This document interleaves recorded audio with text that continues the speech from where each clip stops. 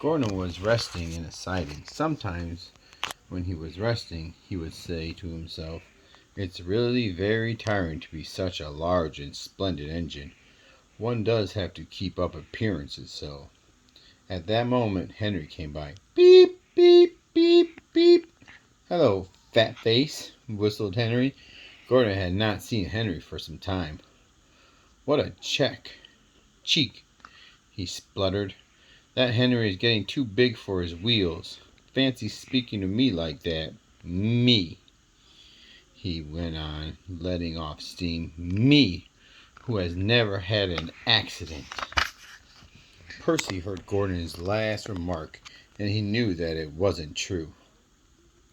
"Aren't burst safety valves accidents?" Percy asked innocently. Gordon was very cross. He didn't like being teased, and he knew that Percy was talking about the time when he, Gordon, had pulled the express too fast and had burst a safety valve. "No, indeed, high spirits might happen to any engine," replied Gordon, huffily. "But to come off the rails like Henry did when he was pulling the Flying Kipper, well, I ask you," he went on, "is it right? Is it decent?" A few days later it was Henry's turn to take the express. Gordon watched him getting ready. "Be careful, Henry," he said. "You're not pulling the Flying Kipper now. Mind you keep on the rails today." Henry snorted away. Gordon yawned and went to sleep. But he didn't sleep for very long. "Wake up, Gordon," said his driver. "A special train is coming in, and we're to pull it." "Is it coaches or trucks?" asked Gordon sleepily. "Trucks," said the driver. "Trucks," said Gordon crossly. Pah! The men lit Gordon's fire and oiled him ready for the run. He needed to go on the turntable first so that he would be facing the right way. His face was slow to start and wouldn't burn. His fire was slow to start and wouldn't burn. They couldn't wait till Edward was called to help Gordon to the turntable. I won't go, grumbled Gordon. Don't be silly, puffed Edward. At last Gordon was on the turntable. Edward was uncoupled and he backed away. Gordon's driver and fireman jumped down to turn him around. The movement had shaken Gordon's fire so that it was soon burning nicely. Gordon was cross and he didn't care what he did. He waited until the table was halfway around and then his chance came.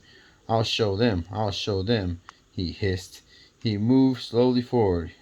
He only meant to go a little way, just far enough to jam the turntable and stop it turning. But his plan was going wrong. He couldn't stop himself. He slithered and slipped off the rails, down an embankment, and settled in a ditch. "Ouch!" he hissed. "Whoosh!" he hissed. Get me out, he called. His driver and fireman came to see him. "Not a hope," said his driver. "You're stuck, you silly great engine. Don't you understand that?" They telephoned the Fat Controller. He could see Gordon from his window, so Gordon didn't want to take the special train of trucks and ran into a ditch, he answered from his office. "That's what you say?" he went on. "The special's waiting. Well, tell Edward to take it, please. And Gordon? Oh, leave him where he is. We haven't time to bother with him now."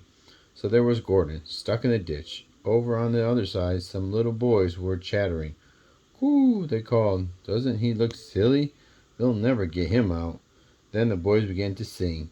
"Silly old Gordon fell in a ditch, fell in a ditch, fell in a ditch. Silly old Gordon fell in a ditch, all on Monday morning." Gordon lay on the ditch all day. "Oh dear," he thought, "I shall never get out." But that evening the men brought floodlights.